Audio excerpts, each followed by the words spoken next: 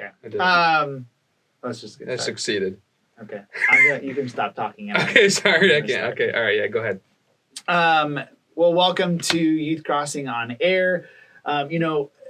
Diego and I talk to each other a lot, and Yes, over the years, we've had some really good conversations. And I don't know, we've talked about how we're ending. We're in the middle of a series that is about relationships in YouthCrossing, and honestly, like you and I have talked about relationships and like friendships and stuff like that for a long time. Mm-hmm. And I don't know, something about that whole thing led to like, wow, we should, like, I wonder what it would look like for us to just talk about that and allow students a little like insight of like what our conversations can be like. Cause they're wild. Sometimes. They're the most profound conversations anybody could have. Right? Yeah, that's not the way I see it. But yeah, So I mean, sure. profound. If that's what you think, that's great. Yeah. No, but, and so kind of along with that, we were just wanting like to maybe put together, like future conversations and provide opportunity for not just us to talk, but other people on youth staff or other crossing staff to jump in and provide opportunities for people, just youth students or leaders or whatever, just to have some background content to talk about and stuff like that. So a little bit of what we're going to be talking about today is relationships. But before we do that, we're in the middle of the season. Yes, sir. We just finished the October season. Yep. We're moving into November season, Yep. which for most people, they think Thanksgiving. Yeah. But that's not what you think. No, it's not. So here's the question. When is it appropriate to start setting up or decorating for Christmas? I have already decorated. Wrong. October 26th That's was the wrong day. answer. And we even talked about doing it. I went to Florida, and it was October 10th. And we made my parents Is that put the up the reason? Christmas Is it tree. because you go to Florida and you're like, Florida's way too hot. I just want it to feel a little cold. Anytime it feels cold, I feel like a Christmas tree needs to be up. Anytime it feels cold. I walk into the So freezer. I don't blame myself. I blame the weather, and I blame the weather. I choose the weather to guide me. I don't do anything. because you're a Florida boy. Yeah, exactly. I mean, we both are, but I mean, if it's hot all the time, you have nothing. I to fully base it off disagree of. with you. Sure. Well, because I'm you started surprised. playing. You said this when we were talking earlier, but like you started playing Christmas music when? Oh, August. I was already Okay, in the now it's zone. earlier. I feel like you're making this up now. No, seriously. Because I asked Madeline yesterday. You said September I knew we were earlier. talking about this today, so I asked Madeline yesterday, when did we start? And she said, I started listening on the way to work in August. And I was like, I think we remember having that conversation where I was on the way here, and I was like, I'm just going to put on some Michael Bublé. And well, okay, of all the yes, you don't like I will say Michael Bublé? I will say frustrated. what I was gonna say is of all the Christmas music out there, I feel like some of his is the best. So I will Okay, say good. I'll give you that. Okay, good. I'll give you that. Okay, good. But you told me your plans for like Halloween night. Now it didn't Yes. happen. It was in theory it was going to happen, but we were going to decorate our Christmas tree on a Halloween night and watch a Christmas movie.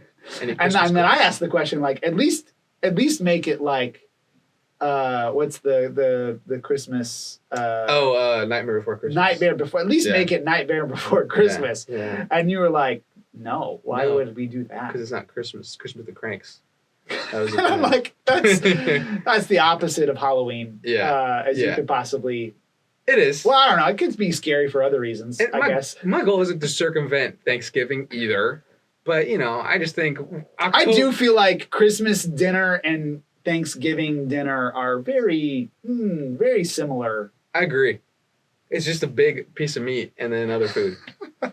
Okay, so I give you such a hard thoughts. time. Yeah. I give you such a hard time with the Christmas decorations. Yeah. But if I'm honest, we have had our Christmas lights on our house since the beginning of October. Oh, you did it earlier than I did. Wow. So as hard at all. as harsh as I now we haven't turned them on, but like you can totally see them or whatever. Yeah. So like as much as I'm bashing you, I also don't. But like here's my justification with that is that at least with the Christmas lights on the house, like I want to do it before it gets cold. Like I don't want to be putting that stuff up when it's freezing outside. It's already freezing.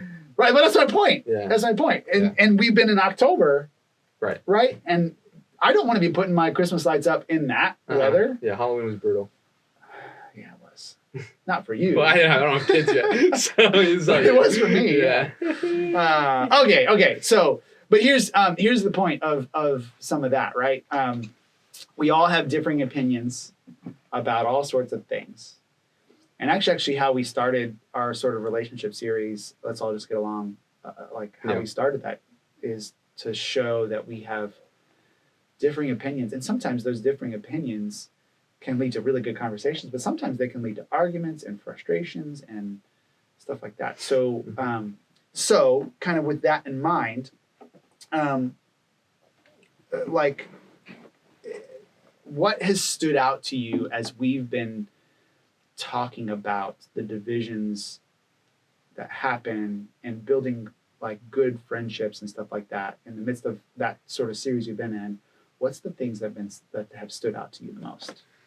Well, just because it happened yesterday, we talked about boundaries. Okay. And I think it's something that we've been talking about more lately, but it isn't spoken about enough because it's like, we can talk about the concept, but to give actual, like Miranda taught, and she gave practical examples, like here's how you do this in everyday life. Mm-hmm. And I just think that that's a great tool to give anybody really who's navigating a relationship, because even if you have great relationships, like with me and my wife, we still have boundaries with each other. It doesn't mean we despise each other or we like don't talk to each other in these certain areas. We just know each other and how to love each other best. The same thing goes for all of my good friends. Like we just make sure if this is how we want to have a healthy relationship, then we need to be able to talk about these limits that we set. So, but when you start talking about boundaries, I think that's actually one of the hardest concepts in a friendship because when you start boiling it down, like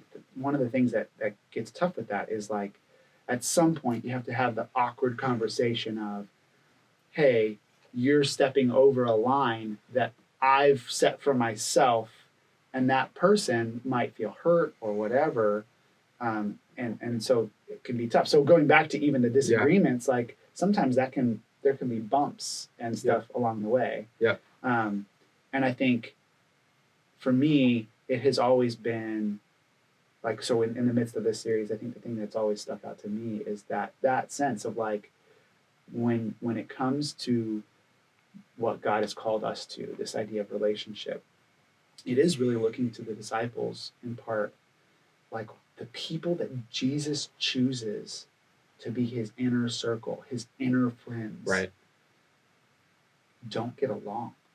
They wouldn't have gotten along. Let me put it that way. They do get along to some degree.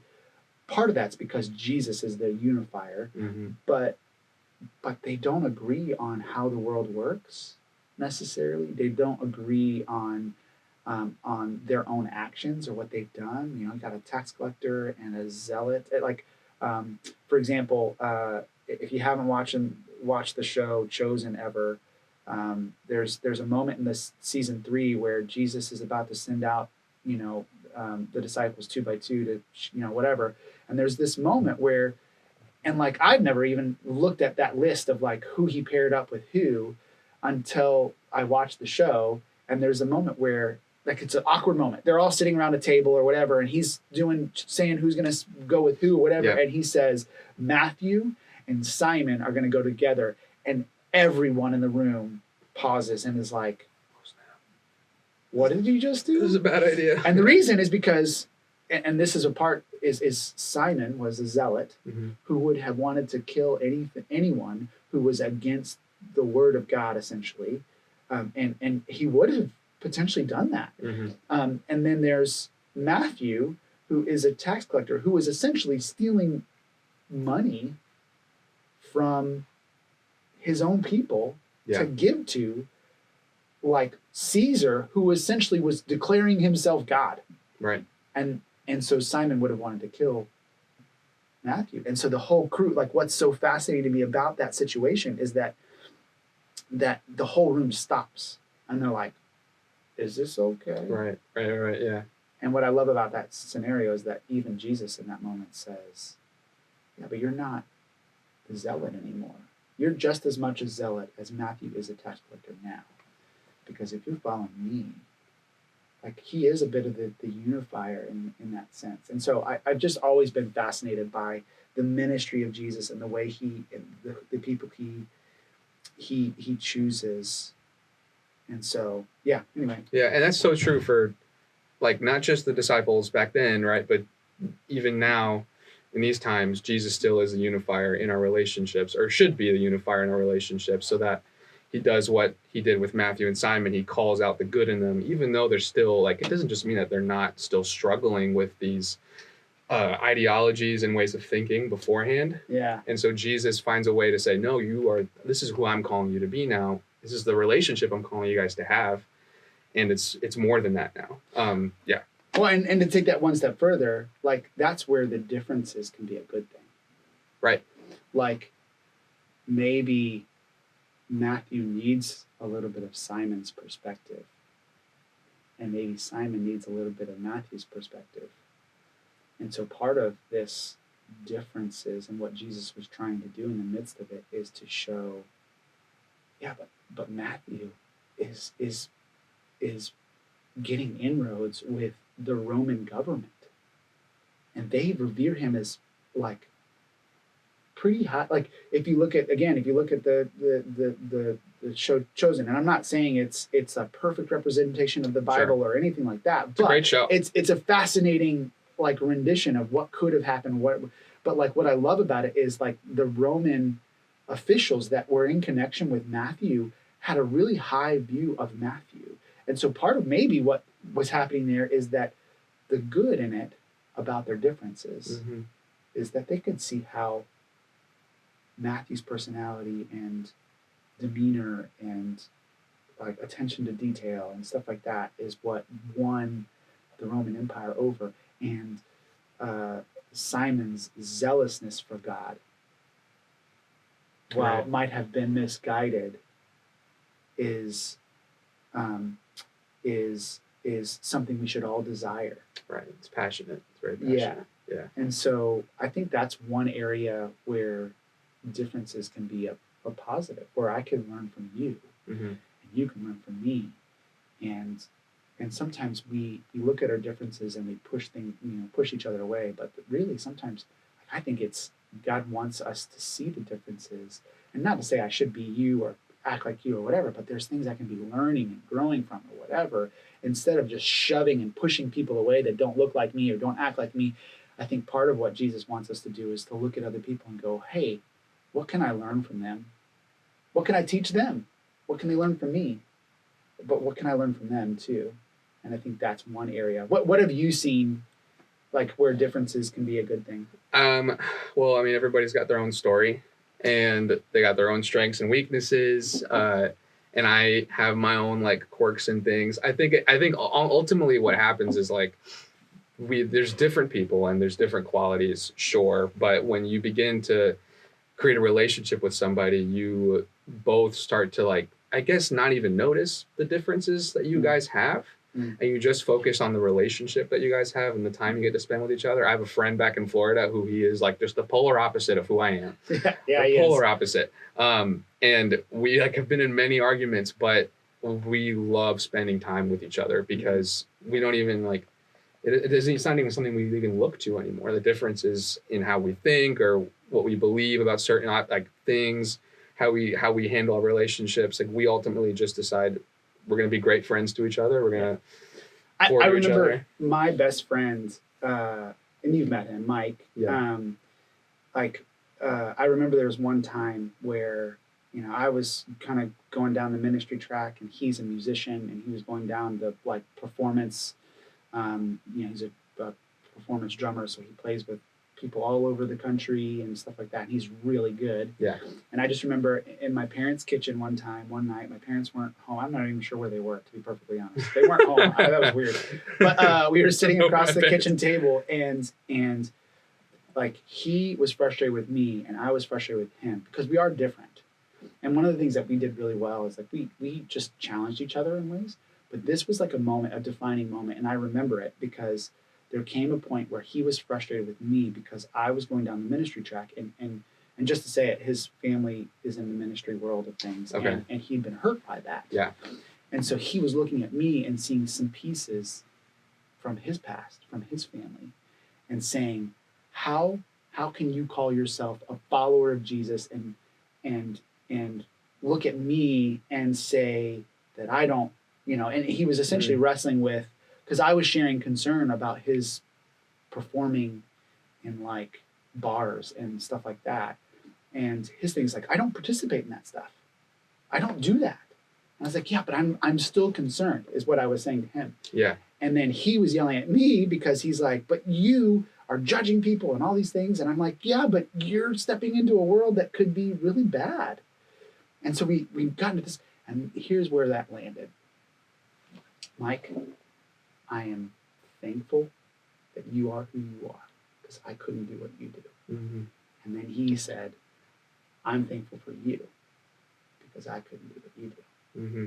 And part of this difference thing, I think, is like, yeah, I mean, we're called to be different because we are called to do different things in this world. We all should be following and trusting in Jesus and listening to the places that he is calling us to. And I'll just tell you, like, that is my friend Mike. Like, he still to this day, follower of Jesus, but plays in, like, has relationships with people that I'm always like, gosh, I can't imagine.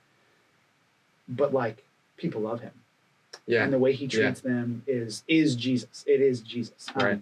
So that's the friendship that I have.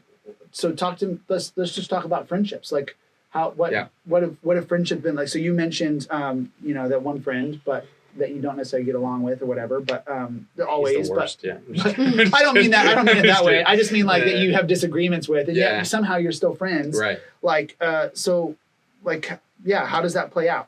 I mean, it's never, I mean, you don't go looking for conflict, you don't go looking to disagree with somebody, but it's naturally going to happen. I think the beauty about having disagreements and stuff is that both people are willing to be themselves in the relationship. And so there aren't any walls up in saying like, I'm not going to act a certain way because I'm scared about losing this person in my life. I'm going to just be who I am. And if this person understands who I am and can look past the things I might mess up on, then we can have a great relationship, because there's a lot of people in my life that are that way, where we will say something that we probably should have thought more about saying. And it's easy to just be like, okay, if they're going to say something like that to me, I'm cutting this relationship off the gate. Mm. But knowing who they are and them knowing who I am helps us have a dialogue and a conversation in the moment, instead of just waiting how long later. So for me, I think that's a big sticking point, is I like to find people in my life who are okay with being themselves and who are okay with me being myself also. And it's a sticking point to also say, I'm okay with not pursuing a friendship or relationship if they aren't able to accept who I am. I won't be necessarily changing who God made me to be, but I will obviously, like, if someone says like, hey, you're pretty aggressive to me sometimes, I'm not going to say like, well, just deal with it, Well, there's conflict and stuff like that happens. But you're going to read a passage from Colossians that talks a little bit about how we approach and deal with friendships in the midst of even just disagreements and stuff like that. Yeah, let me read it. Yeah. Let me read it right now. I'm going to pull up the scripture. Colossians 3, verses 12 to 15. This is the NLT version. Says this: since God chose you to be the holy people he loves, you must clothe yourselves with tender-hearted mercy, kindness, humility, gentleness, and patience. Make allowance for each other's faults and forgive anyone who offends you. Remember, the Lord forgave you, so you must forgive others. Above all, clothe yourselves with love, which binds us all together in perfect harmony, and let the peace that comes from Christ rule in your hearts. For as members of one body, you are called to live in peace and always be thankful. Mm-hmm. Yeah. I mean that, and there's so much there. Yeah. There are so many things there. And it goes a little bit to the relationship you were just talking about. Part of what makes that relationship work is some of this. Yep, absolutely. I mean, it is, to me, what sticks out always is, remember, the Lord forgave you, so you must forgive others. Mm-hmm. Like, that's just, I don't even know, like, that's all that sticks out to me instantly, because I'm like, how could I not do the same thing that Jesus has done for me. You know, like I can't live my life in a way it's hypocritical. Well, and that is the one of the things that Jesus says himself is like, no greater love has no one than this, that someone would give up his life for a friend. Yeah. And absolutely. that is friendship, right? Yeah. Is there's this while we need to have boundaries and things like that, at some point or another, there's this sacrifice we make to one another because relationships are difficult. Right. And so part of it is, at what point, do I make, sacrifice for you as a friend? Yeah. And some of that means, when I say sacrifice, I'm not saying compromise on my principles or my whatever, but I am saying, at what point do I, going back to even this verse, at what point do I have like a tender-hearted mercy towards my friend? Mm-hmm. At what point do I show kindness to them instead of harsh words? Mm-hmm. Yeah. At what point do I, come at them with humility and say, look, well, maybe I'm viewing this wrong, or maybe I have a different perspective, and it's, and I think that's a piece of it, right? So to your point, like the whole idea of forgive just as Christ forgave you. Yeah. Because what did he do for us, right? Exactly. I mean, he sacrificed himself fully for us when we didn't even deserve it. And there's situations when we are with a friend or whoever, and they might not deserve the forgiveness in that moment. And it's easy to be like, I'm going to be petty and I'm just going to make a little snarky comment, which, if you know me, I love my sassy comments. If my wife they're is great, watching, though. They're great. I mean, I think they're great. Yeah. Sometimes maybe they're not great. Yeah. Sometimes they go a little far. Anyway, but in moments like that, it's, I need to figure out, am I doing this for the right reasons? Am I trying to injure somebody, or am I trying to just, And by injure, you just mean like hurt their feelings. Yeah, I'm not trying to physically assault anybody. No. But I am, you do have to sort of have a dialogue in your own mind, thinking like, am I doing things for the right reasons? Am I trying to preserve this relationship? Am I trying to be kind, even though I am upset or I am frustrated? You mentioned something about this verse about the whole like clothing aspect, like to clothe yourself with tender-hearted mercy. Like, say more about that. Yeah, so what I like about just the verbiage that's used is it's something that you put on. Mm-hmm. It might not come naturally. Yeah. And so there is this sense of like taking the time to really consider. Like, maybe you do it wrong in the moment. Right. Yeah, done that. Right? Yeah. But then what does putting on that stuff look like in the future, right? Mm-hmm. And then coming back and going, okay, actually, hey, I said these words and I did this thing. And that's where the humility comes into it, right? Like, if I'm willing to be humble in the midst of my friendships and relationships and realize that, oh gosh, I actually did the wrong thing. Yeah. And like, so the last little piece that I'll give to this passage specifically is like, and it just stuck out to me as you were reading it. Yeah. What are the last words? Always be thankful. I think sometimes when we look at our disagreements with our friends or with our enemies, whoever, we're not coming from a place of thanksgiving or thankfulness. Like being thankful for them, being thankful for what God has offered up to us. Yeah. Instead, we come from this sense of just like, I need to get mine. Mm-hmm. And I haven't gotten mine. But really, it should actually come from a place of just already being grateful for what we already have. Right. Because we actually have a lot more than we don't have. Right? Mm-hmm. Yeah. And I think that's, for me, that's just convicting, because I'll just be the first one to say, like, how often does my attitude come from a place of just, wanting what I want and not being grateful for the relationship that I already have with other people. Yeah. I think it also comes from like it's easy to be thinking, I deserve good friends. Like, I deserve the best friend possible. And then to not be able to see the people who are still sticking around. It might not be the best friends you've ever had in your life, but these are people who have shown care for you and love for you. And it's easy to look at them and say, like, well, you're not what I want as a good friend. And so you just forget to be thankful, and then it ends up forgetting to be loving, all of these qualities that are listed in Colossians, yeah, I think that's something we miss out on. Yeah. I think there's so much more we could say in the midst of this. Oh, totally. But here's the thing. I think in the future, like we'll keep talking. We'll keep having more of this time. But we should probably wrap this thing up. Yeah, guess so. It's hard for us to stop talking. Yeah, we could talk for hours about this stuff. We could. Yeah, just for those of you watching, just in the future, we'll be trying to look at potentially having more of these conversations, and we hope that you jump in the future and check this out, because honestly, like, I don't know about you guys, we've had a great conversation. We've loved it. So hopefully you gleaned some stuff from it. I think I've learned some stuff from my friend Diego here, and yeah. Friend David. So yeah. I just feel like I need to reciprocate. You know, I'm trying to be tenderhearted. It's great. Yeah. It's great. Yeah. Cool. Well, thanks for joining us. We'll catch you next time.